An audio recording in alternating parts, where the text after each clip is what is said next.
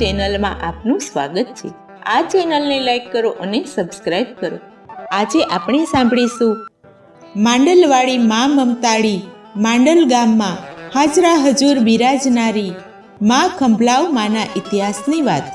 ઘણા વર્ષો પહેલાંની આ વાત છે, જ્યારે ગુર્જર ધરામાં રાજા મૂળરાજ સોલંકીનું રાજ્ય ચાલતું હતું। તે સમયે સિદ્ધપુર પાટણમાં રુદ્ર મહાલયમાં દેવોના દેવ મહાદેવની શિવ પ્રતિષ્ઠાની વિધિ પૂર્ણ કરવા માટે ઉત્તર ભારતના જુદા જુદા પ્રદેશોમાંથી 1037 બ્રાહ્મણોના પરિવારને આમંત્રણ આપી ગુજરાતમાં તેડાવ્યા હતા। હવે આ શિવ પ્રાણ પ્રતિષ્ઠા વિધિ પૂર્ણ થતાં જ મહેમાન રૂપે આવેલા બ્રાહ્મણોએ આજુબાજુના તીર્થધામોના દર્શન કરવા માટે જવાની ઈચ્છા થાય છે। તેથી આ બ્રાહ્મણો આજુબાજુના તીર્થધામોમાં દર્શન કરવા માટે જાય છે, ત્યારે તેની ગેરહાજરીમાં તેના કુટુંબીજનોએ તે પ્રદેશમાંથી દાન દક્ષિણા લીધી હતી। હવે આ બ્રાહ્મણો પાછા આવે છે અને આ વાત સાંભળે છે, ત્યારે બ્રાહ્મણો વિચાર કરે છે કે આપણા પરિવારે અહીંનું અન્ન ખાધું છે, તો આપણે તેનું ઋણ ચૂકવવા માટે અહીં જ વસવાટ કરવો જોઈએ। આમ વિચારીને બધા જ બ્રાહ્મણો મૂળરાજ સોલંકી પાસે તેના મહેલમાં અહીં વસવાટ કરવા માટેની રજા લેવા માટે આવે છે। ત્યારે મહારાજે આ બધા જ બ્રાહ્મણોને અલગ અલગ ગામોમાં વસવાટ કરવા માટેની રજા આપે છે। તે વખતે કુત્સત ગોત્રના 2 સગોત્રી રાવલજી અને 2 વ્યાસજી એમ 4 કુટુંબને વિરમ ગામના માંડલગઢ તરીકે ઓળખાતા આજના માંડલ ગામમાં વસવાટ કરવાની રજા આપે છે। એવું કહેવાય છે કે રાવલમાંથી શુક્લ અને વ્યાસમાંથી ભટ્ટ આ 4 અટકવાળા બ્રાહ્મણો કુત્સસ ઋષિના વંશજ હોવાથી સગોત્રી છે। કુત્સસ ઋષિ અંગિરા ઋષિના વંશજ હતા કે બ્રહ્માના તે માનસ પુત્ર ગણાય છે અને ધર્મશાસ્ત્રમાં બ્રહ્મા સ્વયંભૂ ગણવામાં આવે છે। આ ઔદિત્ય સહસ્ત્ર બ્રાહ્મણોમાં ગામ કામ વગેરે ઉપરથી અટક આપવામાં આવતી હતી। ત્યારથી આ બધા જ બ્રાહ્મણો ઔદિત્ય બ્રાહ્મણ તરીકે ઓળખાયા। હવે માંડલવાળા કુત્સત ગોત્રના બ્રાહ્મણોમાં તેના કુળદેવી મા ચામુંડા ચોટીલા પર્વત પર બિરાજમાન હતા। મા ચામુંડા ભક્તોની રક્ષા કરનારી, મા અંતર્યામી, મા કરુણા કરનારી, મા ભગવતી, મા મહામાયા છે। ત્યારના સમયે ચોટીલા મા ચામુંડાના દર્શન કરવા જવું ખૂબ જ અઘરું હતું। એક તો ડુંગરાળ પ્રદેશ, ગીચ જંગલ ઝાડી, હિંસક પશુ, ચોર લૂંટારુઓનો ખૂબ જ ભય હતો। એટલો વાહન વ્યવહાર પણ હતો નહીં, તેથી બળદગાડા કે પગપાળા ચાલીને માના દર્શન કરવા જતા હતા। ત્યારે તેની સાથે તેઓ તલવાર, ભાલા, કટાર, તીર, કામઠા જેવા હથિયાર પણ તેઓ રાખતા હતા। માંડલના બ્રાહ્મણો પણ અનેકવાર માના દર્શન કરવા જતા હતા। ત્યારે રસ્તામાં ઘણીવાર જંગલી હિંસક પશુઓએ તેના ભોગ લીધા હતા। આવા બનાવો હવે બનવા લાગ્યા હતા। હવે દિવસો વીતતા ગયા। એક વખતની વાત છે, આ બ્રાહ્મણો વિક્રમ સંવંત 1340માં આસો મહિનાની નવરાત્રિ પહેલાં ચોટીલા પહોંચી જાય છે અને પહેલે જ નોરતે મા પાસે અન્ન જળ મૂકીને માને વિનંતી કરવા લાગે છે કે હે મા જગતજનની, મા ચામુંડા, તમે તો કૃપાળુ છો, દયાળુ છો, અંતર્યામી છો। હે મા, તમને પ્રેમથી પોકારીએ તો ભક્તોને ભીડ પડે ત્યારે તમે ભક્તોની વહારે આવનારા છો, પરંતુ હે મા, આ ભયંકર ઘનઘોર જંગલમાં તમારો અહીં વાસ છે।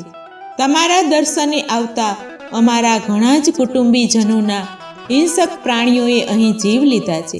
તો હે મા, હવે અમે અમારા પરિવાર સાથે અહીં તમને પૂજવા નહીં આવીએ। આજથી તમારા ઋણમાંથી અમે અહીં મુક્ત થવા આવ્યા છીએ। અમારા બાળકો હવે આ જંગલમાંથી અહીં તમારા દર્શને નહીં આવે। હે મા, આ સપ્તચંડી પાઠ સાથે અમારું આ છેલ્લું બલિદાન આપને આપીને અમે આ નવજળ પાત્રમાં મૃત્યુ પામી તમારા ઋણમાંથી મુક્ત થશું। હે મા, તમે અમારા કુળદેવી તરીકે અમારી પૂજા સ્વીકારવી હોય તો અમારા માંડલ ગામમાં આવો. હે માં, આટલી અમારી અરજ તમે સ્વીકારો.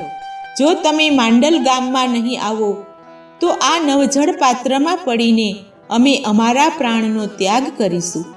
આટલું કહીને આ બ્રાહ્મણો માના ચંડી પાઠ કરવા બેસે છે. હવે 1 દિવસ, 2 દિવસ, 3 દિવસ એમ કરતાં કરતાં 7મે નોરતે સાંજના સમયે મા ચામુંડાએ બ્રાહ્મણોની અરજ સાંભળીને મા ચામુંડા હવનકુંડમાં પ્રગટ થાય છે અને બ્રાહ્મણોને દર્શન આપીને મા કહે છે કે અરે દીકરાઓ, હું તમારી ભક્તિથી ખૂબ જ પ્રસન્ન થઈ છું. હું તમને એક વચન આપું છું કે માંડલના સરોવરમાં હું પ્રગટ થઈશ. માગસર સુદ 14ના દિવસે હું તમારી કસોટી કરીશ. આટલું કહી મા ચામુંડા અંતર ધ્યાન થઈ જાય છે. હવે બધા જ બ્રાહ્મણો માના દર્શન કરી આનંદિત થઈ પૂજા પાઠ પૂર્ણ કરી માંડલ ગામમાં પાછા આવે છે અને આવીને ગામ લોકોને કહે છે કે મા ચામુંડાએ માંડલ ગામમાં આવવાનું વચન આપ્યું છે. હવે માંડલ ગામમાં અને આજુબાજુના ગામ લોકો માગસર સુદ 14ના દિવસની રાહ જોવા લાગે છે. વિક્રમ સંવંત 1340ના માગસર સુદ 14ના શુભ દિવસે બ્રહ્મ મુહૂર્તમાં સૂર્યોદય સમયે માંડલ ગામના તળાવની વચ્ચે એક ટેકરા પર મા ચામુંડા પ્રગટ થાય છે. વહેલી સવારમાં આ તળાવ ફરતે વૃદ્ધો, બાળકો, અનેક સ્ત્રી પુરુષો માના દર્શન કરવા ઉમટ્યા છે અને માના દર્શન કરીને બધા જ ભાવ વિભોર બન્યા છે. પરંતુ આ બ્રાહ્મણો હવે મૂંઝાય છે કે આપણે માને પૂજવા માટે આ જળાશયની વચ્ચે કેવી રીતે જઈશું. ત્યારે મા તેના બાળકોને મૂંઝાયેલા જોઈને મા અદૃશ્ય થઈ જાય છે અને ગેબી અવાજમાં કહે છે કે અરે દીકરાઓ, હું તો તમારી પરીક્ષા કરતી હતી. તમે જરાય મૂંઝાશો નહીં. તમે અહીં આવીને તમારા ખંભા પર મને બેસાડીને તમે મને ગામમાં લઈ જાઓ. તમારા પરિવારના નાના બાળકોના રક્ષણ માટે તમને વિશ્વાસ બેસે તે માટે એક નાનું બાળક મારા ખોળામાં બેસાડીને હું આવી છું. તમારા ખંભા પર બેસીને હું ગામમાં આવીશ. તેથી મારું નામ હું ખંભલાવ્ય ધારણ કરું છું. મારી એ નામે જ તમે પૂજા અર્ચના કરજો. માની અદ્ભુત ગેબી વાણી સાંભળીને બધા જ આનંદિત થયા અને આ બ્રાહ્મણોએ કેડસમા પાણીમાં જઈને માને ધૂપ દીપ કરી પુષ્પો ચડાવી માનું પૂજન અર્ચન કર્યું અને માને પ્રણામ કરી માને ખંભે બેસાડી વાજતે ગાજતે મા ચામુંડાને ગામમાં લાવ્યા. તેથી મા ચામુંડા મા ખંભલાઈના નામથી પૂજાય છે અને આ જળાશયમાં જે ટેકરા પર મા પ્રગટ થયા હતા તે સ્થાનને મા ચામુંડા દેવી ખંભલાઈનું સ્થાન કહેવાય છે. પછી બધા જ બ્રાહ્મણોએ માનું ત્યાં ભવ્ય મંદિર બંધાવ્યું. મંદિરમાં મહાદેવજી, ગણપતિજી, હનુમાનજીનું પણ સ્થાન છે. ભૈરવજી પણ મા પાસે બિરાજમાન છે. માંડલ ગામના તળાવે મા પ્રગટ થયા હતા તે તળાવને ખંભલાવ સરોવર તરીકે ઓળખાય છે. માતાજી બાળકને ખોળામાં બેસાડીને સ્વયંભૂ પ્રગટ મૂર્તિ રૂપે હાજરા હજુર મા મંદિરમાં બિરાજમાન છે અને મા તેના સર્વે ભક્તોની સર્વે મનોકામનાઓને પૂર્ણ કરે છે. ખમ્મા ખમ્મા કહેવાને મા ખંભલાઈમાં આવો ને.